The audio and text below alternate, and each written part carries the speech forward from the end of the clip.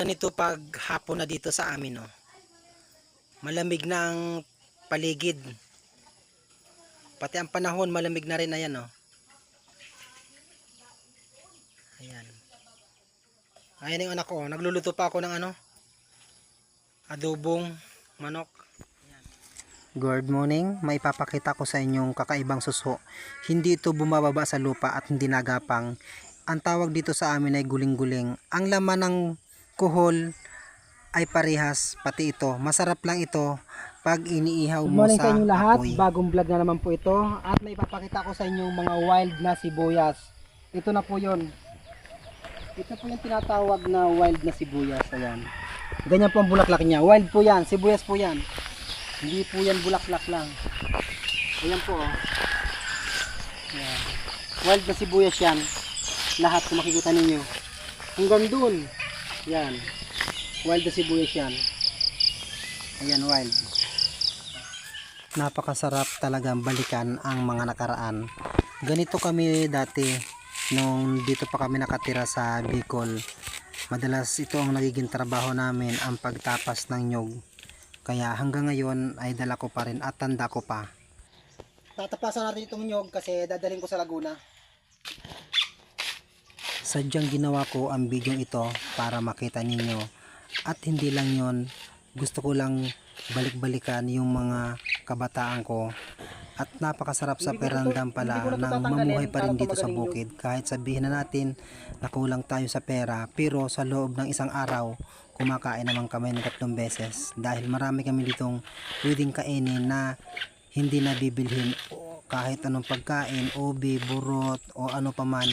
Kaya mas masaya pa rin ang nasa sariling probinsya talaga.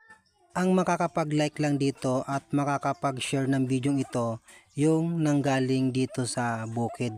Yung laki sa hirap, pero yung mga laki sa syudad, alam nila na hindi sila nanggaling dito kaya hindi sila makakapag-like.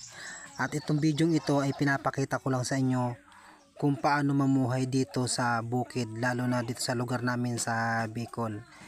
Binabalik-balikan ko lang yung bata pa ako na ganito yung naging trabaho ko dati nung hindi pa ako nagtatrabaho sa company. Ayan. Napapalibutan ng puno ang bahay namin. Ayan. Ayan yung mga nyuga namin, natataas, oh. Ayan, oh. Mataas pa yan sa bahay namin, oh. Sobrang taas niya, no. Ayan. Ayan, oh. Sobrang taas ang nyug talaga.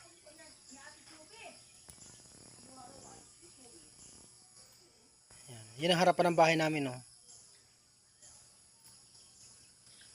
At meron din kaming antenna sa TV yan.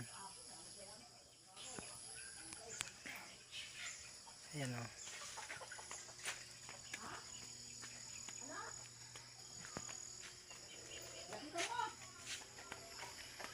Ayan, oh. Nakita mo? Nakita mo si Flor? Ayan. Ayan yung mga manok, oh.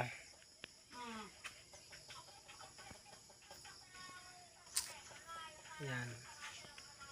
Puno ng langka. Ayan.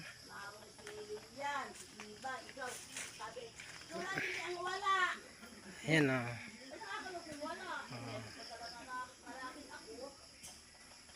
Kalamansi namin, ayan. Maraming bunga. Ayan, oh. Ang daming bunga ng kalamansi.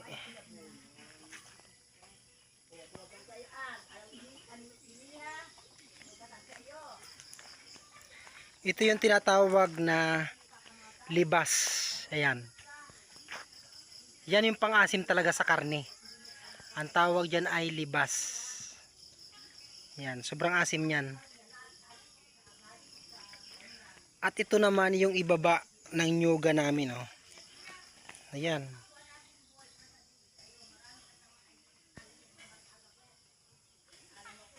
Yan, sa ibaba.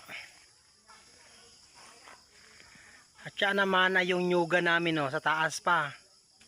Ayan. Yan. Pag malakas ang ulan, napupuno yung dalawang drum na yan. No, yan ang bahay namin kabuuan. Napakalaki niya, no. 8 kwarto yan.